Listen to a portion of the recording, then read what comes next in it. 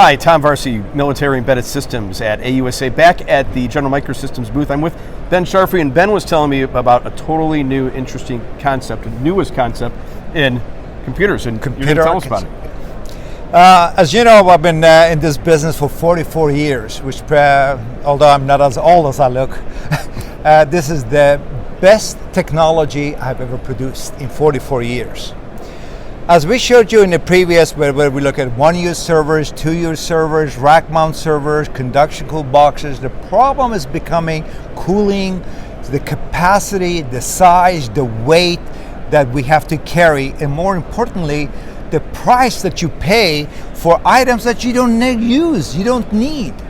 So now the concept comes up that everything is in a box that we've been used to having everything. We are separating them, modularizing them. This technology I've been working over 5 years, but the concept in the processor technology has not been able to catch up with the concept. Thanks to Intel, with a brand new processor that came out called Skylake H. Skylake H is completely different, unique processor. So if you look at the Skylake H, and here is a board of it, look at the size of it. It's completely different architecture over any of their other previous generation processors they ever built. This is the highest integration capacity that they've done, but what they've done with this one, they bring you 4 ThunderBolt 4 USB4. First product of its kind.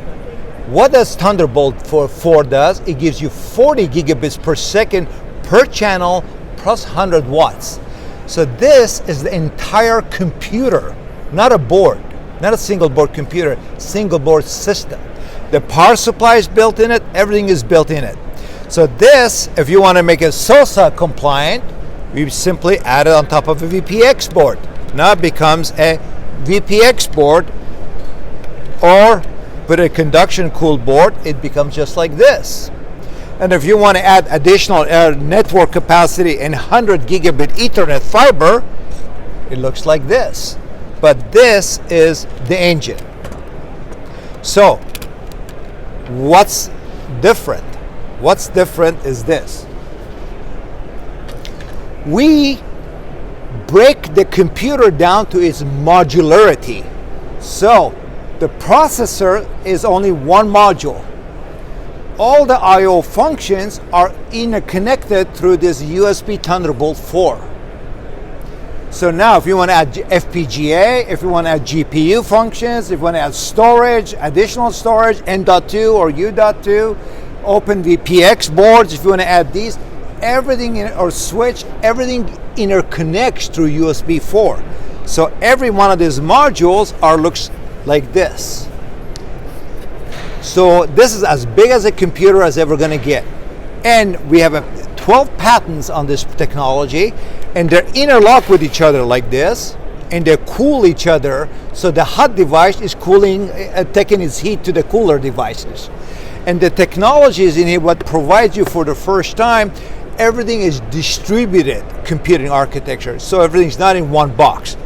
Further, with this USB 4, we have a patent on a fiber connector that the device can locate 100 meters, 200 meters away from you. So not everything in the same box. So if you're in an aircraft, you want to have additional sensors. The sensors doesn't need to be at the computer. The sensors can be at the nose, and it's connected via fiber. Shipborne application, vehicle applications, if you want to add additional displays or additional I/O, you could put additional one of these boxes anywhere. And they all interconnect with each other with USB 4, ThunderBolt 4.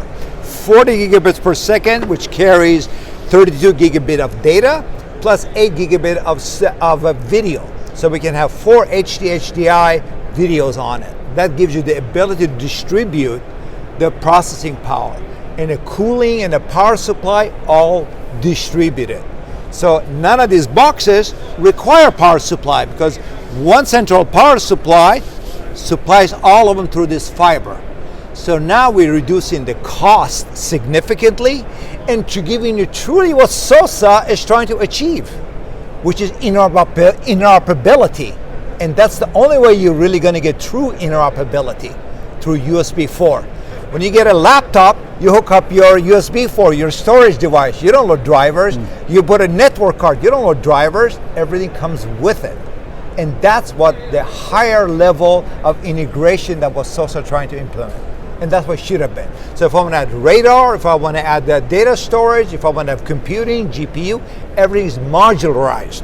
It's no longer in the one box with massive amount of cables and 38999 interconnect that has to go.